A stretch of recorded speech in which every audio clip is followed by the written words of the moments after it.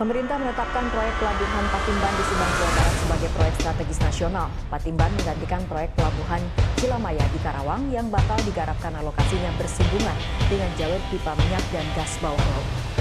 Di negeri kepulauan terbesar di dunia, di antara dua samudra dan dua benua, sebuah perubahan besar sedang berlangsung. Selama berabad-abad, Indonesia dikenal sebagai jalur perlintasan perdagangan internasional. Kapal-kapal dari Timur Tengah, India, hingga Tiongkok melintasi perairannya, membawa rempah, energi, tekstil, dan berbagai komoditas bernilai tinggi. Namun kini, Indonesia tidak lagi ingin sekadar menjadi jalur lewat. Indonesia ingin menjadi pusat. Bukan hanya simpul transit, tetapi poros logistik global yang menentukan arah arus perdagangan dunia. Ambisi itu bukan sekadar retorika. Ia diwujudkan dalam beton, baja, dermaga panjang yang menjorok ke laut, dan derek kontainer raksasa yang menjulang tinggi di Cakrawala. Di pesisir utara Jawa Barat, sebuah proyek strategis nasional tumbuh dengan kecepatan yang mencerminkan keseriusan visi tersebut. Itulah Pelabuhan Patimban, pelabuhan modern yang diproyeksikan menjadi simbol kebangkitan maritim Indonesia. Pembangunan Patimban menunjukkan progres yang signifikan. Hingga awal November 2025, pengerjaan paket 6 telah mencapai lebih dari 70%, dengan percepatan yang bahkan melampaui jadwal kontrak. Angka-angka ini bukan sekadar statistik konstruksi. Di baliknya terdapat pesan kuat bahwa Indonesia bergerak cepat, terukur dan sistematis. Negara ini tidak lagi berjalan perlahan dalam pembangunan infrastruktur strategisnya. Ia berlari, mengejar ketertinggalan dan berusaha melampaui standar yang selama ini didominasi negara-negara lain. Pelabuhan Patimban dirancang bukan sebagai pelabuhan biasa. Ia disiapkan untuk menangani hingga 7,5 juta TEU/s per tahun, sebuah kapasitas yang menempatkannya dalam kategori pelabuhan berskala global. Terminal peti kemas modern, terminal kendaraan untuk ekspor otomotif, akses jalan terintegrasi, serta jembatan penghubung dirancang dengan pendekatan efisiensi maksimal. Setiap elemen infrastruktur dibangun dengan perhitungan matang agar waktu bongkar muat lebih singkat, biaya logistik lebih rendah, dan arus distribusi lebih lancar. Ketika pelabuhan ini diresmikan oleh Presiden Joko Widodo, banyak pihak melihatnya sebagai tonggak penting dalam sejarah pembangunan nasional. Peresmian itu bukan hanya seremoni, melainkan deklarasi bahwa Indonesia serius membangun daya saing logistiknya. Dalam ekonomi global modern, efisiensi distribusi seringkali menjadi penentu kemenangan. Negara dengan biaya logistik rendah dan konektivitas tinggi memiliki keunggulan kompetitif yang signifikan. Namun kekuatan Patimban tidak berdiri sendiri. Strategi besar Indonesia terletak pada sinergi antar pelabuhan.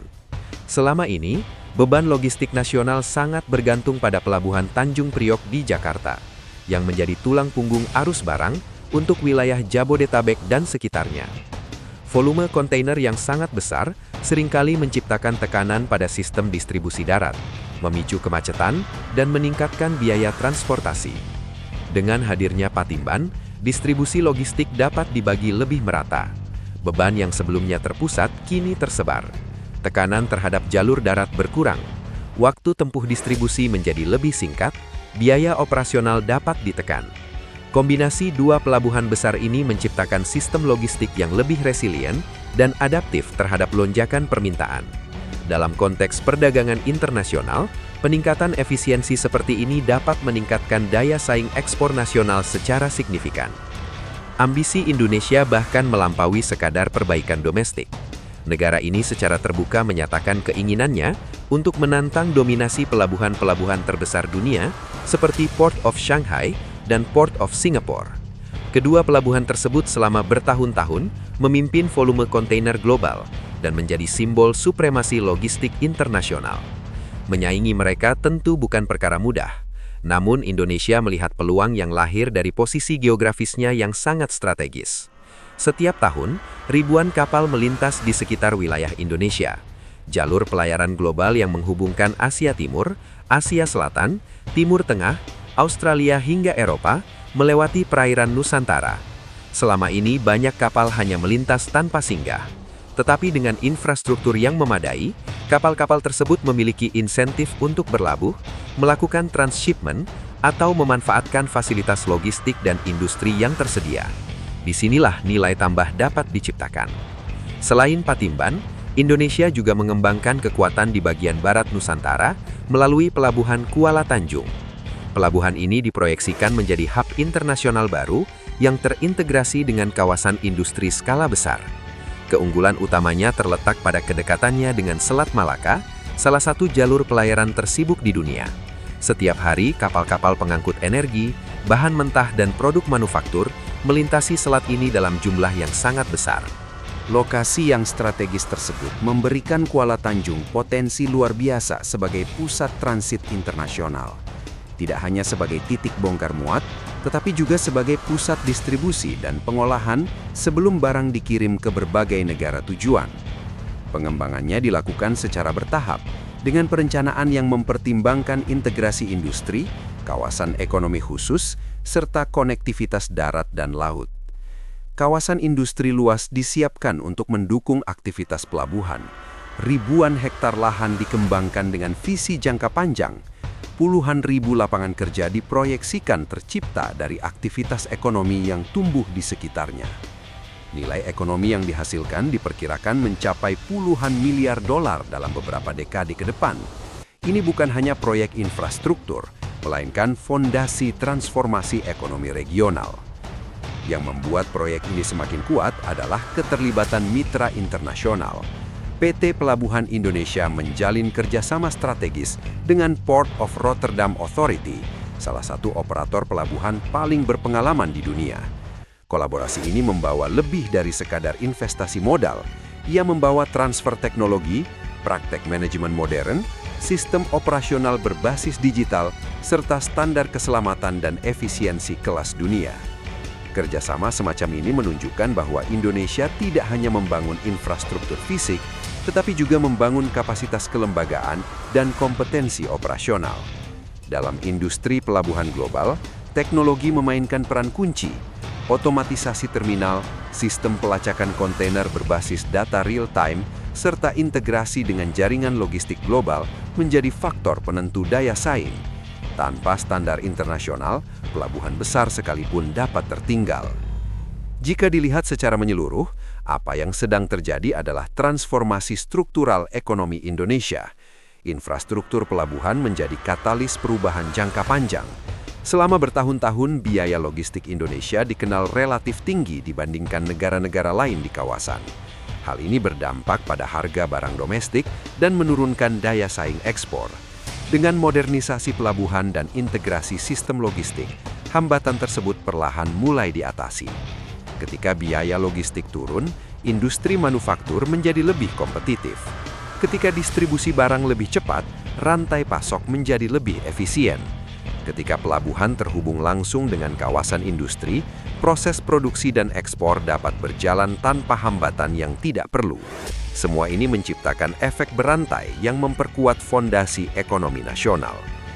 Visi besar Indonesia untuk menjadi poros maritim dunia bukan sekadar slogan. Secara geografis, negara ini memang memiliki prasyarat alamiah untuk memegang peran strategis dalam perdagangan global. Tantangannya terletak pada kemampuan memaksimalkan potensi tersebut melalui kebijakan yang konsisten, investasi berkelanjutan, serta reformasi regulasi yang mendukung kemudahan berusaha. Persaingan global tentu sangat ketat. Pelabuhan-pelabuhan besar dunia terus berinovasi. Teknologi logistik berkembang pesat. Standar pelayanan semakin tinggi. Untuk benar-benar menjadi pemain utama, Indonesia harus memastikan bahwa seluruh sistem pendukung, mulai dari infrastruktur darat hingga efisiensi birokrasi, berjalan selaras.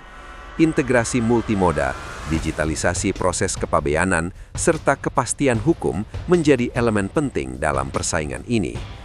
Namun jika melihat perkembangan yang ada, satu hal menjadi jelas, Indonesia tidak lagi berjalan pelan. Investasi besar telah digelontorkan, infrastruktur modern dibangun dengan skala yang belum pernah terjadi sebelumnya. Kerjasama internasional diperluas, sistem logistik diperkuat dari hulu hingga hilir, kapasitas meningkat, arus perdagangan tumbuh. Dunia mungkin belum sepenuhnya menyadari perubahan besar yang sedang berlangsung di kepulauan ini. tetapi tanda-tandanya semakin nyata. Dermaga-dermaga baru berdiri, krain kontainer beroperasi tanpa henti, jalur distribusi terhubung lebih efisien. Indonesia perlahan mengubah posisinya dari sekadar jalur perlintasan menjadi pusat aktivitas. Pertanyaannya kini bukan lagi apakah Indonesia mampu membangun pelabuhan besar. Fakta di lapangan telah menjawabnya. Pertanyaan yang lebih relevan adalah seberapa jauh Indonesia dapat melangkah dalam kompetisi global yang semakin dinamis. Apakah suatu hari nanti pelabuhan-pelabuhan Nusantara akan sejajar, bahkan melampaui raksasa-raksasa dunia yang selama ini tampak tak tergoyahkan? Sejarah sedang ditulis melalui proyek-proyek strategis ini. Setiap kontainer yang dibongkar, setiap kapal yang berlabuh, setiap kawasan industri yang tumbuh, menjadi bagian dari bab baru perjalanan ekonomi Indonesia. Infrastruktur sedang dibangun bukan hanya untuk hari ini, tetapi untuk dekade-dekade mendatang. Jika visi ini terwujud sepenuhnya, maka masa depan perdagangan global mungkin akan melihat arah baru. Dan di tengah arus kapal-kapal raksasa yang melintasi samudra, Indonesia tidak lagi berdiri di pinggir sebagai penonton. Indonesia berdiri di pusat, mengatur ritme, menentukan arus, dan memainkan peran utama dalam peta ekonomi dunia.